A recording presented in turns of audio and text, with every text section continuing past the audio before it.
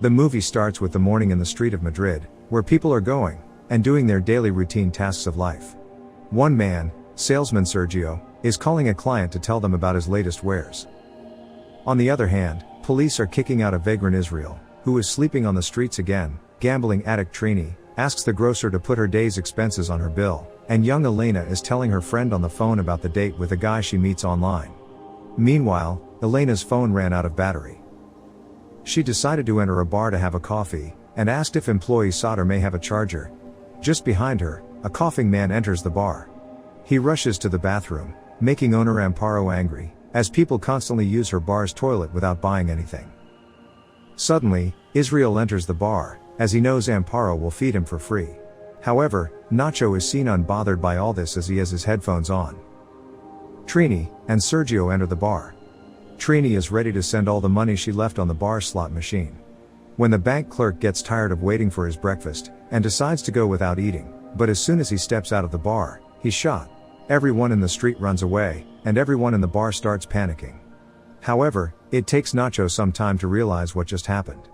There are no mobile signals in the bar, so they cannot contact the police, so the street cleaner decided to go out anyway. Unfortunately, when he checked with the bank clerk, he was shot too. Israel laughs at this, and continues to quote the Bible loudly.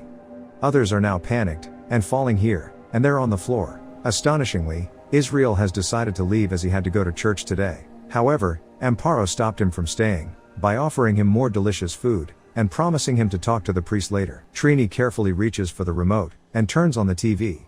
Still, as she surfs through the news channels, they notice something strange. Nobody was talking about the deaths that just happened in the middle of the streets of Madrid, which is suspicious. While everyone argues about it, Trini looks outside, and finds something more doubtful. The dead bodies are gone, and there isn't even a drop of blood left. Now, they're unable to understand why somebody came by to pick up the bodies but didn't check on them. The group tries to keep itself busy, by watching TV or chatting while waiting for someone to help. Sadr begins throwing crazy theories around, wondering if this is a dream or if they've been abducted by aliens or even the government. Amparo slaps him to make him see sense. Then the group starts the discussion, and goes over the facts. Elena thinks maybe the two guys were connected. However, it sounds likely for a street cleaner, and a bank clearly. On the other hand, Sergio realizes that perhaps it's not a criminal killing man, it's the police. Probably, they received a tip-off saying a significant illegal may be inside the bar. However, it seems evident that they shoot anyone that comes out. As everyone discusses this theory, Nacho decides to hide his bag before they find it suspicious, but he's caught red-handed. Sergio and Andres see Nacho while Sadr grabs the bag. However, he doesn't dare to open it. Amparo takes it from him, and opens it herself, finding a bunch of clothes, and a hard disk. Nacho swears it just works files, but as another argument begins over what to do with it, Elena takes it, throws it on the floor, and repeatedly hits it until it's destroyed. Then she calls everyone babies for obsessing over dumb theories. He points at Sergio's suitcase to make the same accusation. Amparo takes the briefcase, and Sergio tries to get it back, causing Sadr to jump in to defend his employer, and Sergio hits him instead. Startled, Andres pointed out a gun to make him stop. Then Israel shocked everyone when he took the chance to steal the suitcase. After quoting the Bible again, he opens the briefcase, only to reveal a bunch of lingerie that's the product Sergio sells. At that moment, a strange noise came from the bathroom. They had forgotten about the ill man. Meanwhile, they observe a locked door. Andres shoots it to open it, and they find the man on the floor bent over the toilet with bleeding ears, and a strange-looking syringe next to him. Suddenly, they are diverted to another noise that gets their attention. This noise is coming from the streets. Masked agents are getting out of the truck, that ignores the group's cries for help, and instead piles up tires outside the bar to start a fire. This fire lets out a heavy dark smoke that appears on TV. The news anchor talks about a bit of fire in the middle of Madrid. Hence, the group realizes that the government has stated this to cover up the killings. The ill man then comes out of the bathroom, in terrible condition. He drops his phone, and tells them not to touch him before he falls to the floor, and dies. Nacho grabs the man's phone, and by looking and by going through his phone, he finds out he belonged to the military, and used to work in Africa. The pictures also show a group of men wearing hazmat suits. Everything is clear, this man has been suffering from a deadly disease. This is why they evacuate the area, and anyone from the bar is shot. Most likely, they are already infected, and the government covers everything to avoid the pandemic. Now, everyone in the bar thinks that they are going to die. They engage themselves in different activities, thereby waiting for death. Meanwhile, Israel prepares the ill man for the funeral prayers. Nacho and Elena have the sick man's phone, which only has a 10% battery. So, they're trying hard to catch the signal. Nacho somehow manages to get the signal by standing on the chair near a higher part of the bar ceiling, so he calls a coworker to explain that the TV is lying. Sauter takes the phone from Nacho, as he doesn't know he's in urgency. Sauter starts yelling desperately for help. There isn't enough battery for another call, and the two men start fighting over the phone until the chair breaks. They fall, pushing everyone back in the process. During all this, Trini hits the slot machines, and the jackpot getting it to expel a bunch of coins that Israel starts collecting. Andres wants a turn with the next phone, but Amparo warns him not to touch it as it used to belong to the sick man.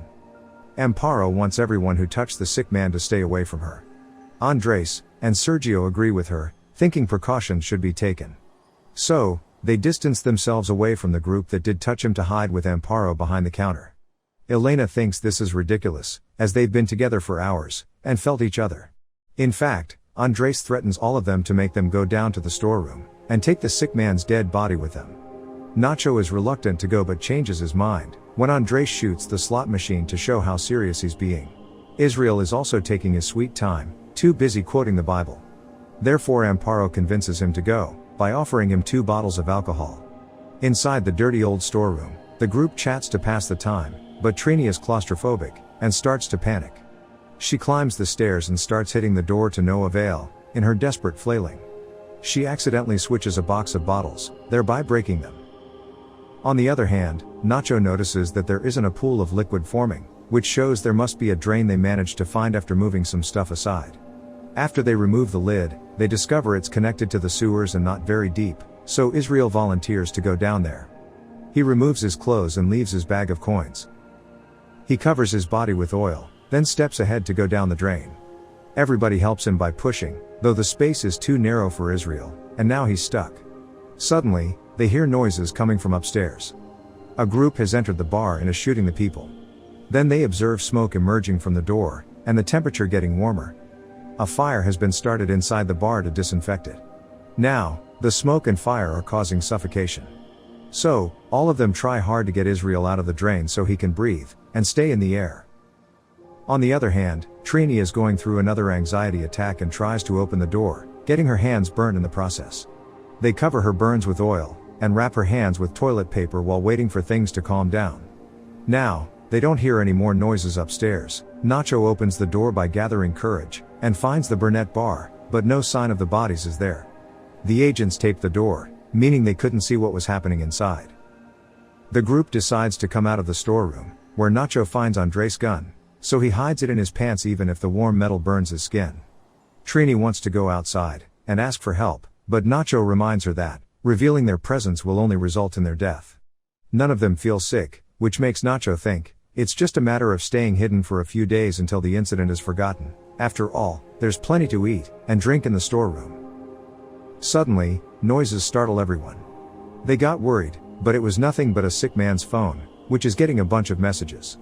Elena checks them out, and discovers a friend is checking on the sick man to see if he's okay. These messages show that the man had been ill for many days, and was also aware he was being followed. He entered the bar bathroom to secretly inject himself, as he had stolen some experimental serum. It didn't work on this man, but to be fair, he had been sick for a while. At that moment, the phone starts ringing, and the person from the text is now calling. Nacho isn't sure if it's right to answer him as it may be a trap, and it takes him such a long time to decide that the phone's battery has run out. Sauter runs upstairs to see if he can find a charger. That is first when Elena remembers something. One of the messages said something like 4 doses left. The group checks the body and finds nothing, which gets them to rush to the bathroom next. Israel gets there first, finds the box with the other 4 syringes, and starts singing when he realizes he has power over the group. There are 4 doses for 5 people, and the group discusses how to proceed. Israel injects himself with 1, suspecting they'd vote out the hobo. Nacho takes out the gun but doesn't shoot as Elena points out they'll be heard by the cops outside. Instead, he jumps on Israel to beat him up. Israel somehow manages to overpower, and gains control of the gun, so Sauter tries to retrieve the syringes. Israel hits him, and the box falls into the storeroom. Trini rushes downstairs, and picks it up, but as of her bandaged hands, she lacks control, and the box falls down. Now, someone thinner has to go down to pull it up. Now, the only option left is Elena. After taking off her clothes, and covering her body with the oil, Elena gets into the hole. While trying to go down, he hurts her thighs, which results in bleeding, but the group keeps pushing until she goes through, and falls into the dirty water. It doesn't take her long to recover the box of syringes, but she refuses to tie it to the wire. Nacho is lowering as she knows they'll use them all and leave her with nothing. Elena wants to be better than them, so she won't be using one on herself either, but if the others want to have a proper discussion, they need to come down too. Elena explores while the group uses a pipe to make the hole bigger. After a few attempts, Elena finds a storm drain and takes a look after hiding the syringes in a hole in the wall. On the streets, special agents and cops are still in the surrounding bar, and taking care of the bodies they retrieved from the bar. Afterward, Elena returns to the storeroom hole, where she finds the men have already come through, and are now helping Trini, whose flailing makes everyone fall into the water. Trini and Sauter get out all right, but Nacho takes the chance to jump on Israel to try to recover the gun. A fight ensues underwater, and after a few shots are fired, Nacho comes out victorious, saying it was Israel that did the shooting, and disappeared in the water after Nacho took the gun from him. The group considers Nacho killed Israel, who is getting more violent by the second. Tired of all this discussion, Elena requests Nacho to throw away the gun, if he wants her to hand them the syringes. Instead of going as she says, Nacho threatens to kill Sauter. Now, Elena has no choice but to take them to the wall from earlier. On their way there, Trini uses the bag with coins she took from Israel earlier, and drops the coins to the ground so they can find their way back. When they reach the dark tunnel, Trini cries out, pretending Sauter is pushing her when she is actually pushing him into the water.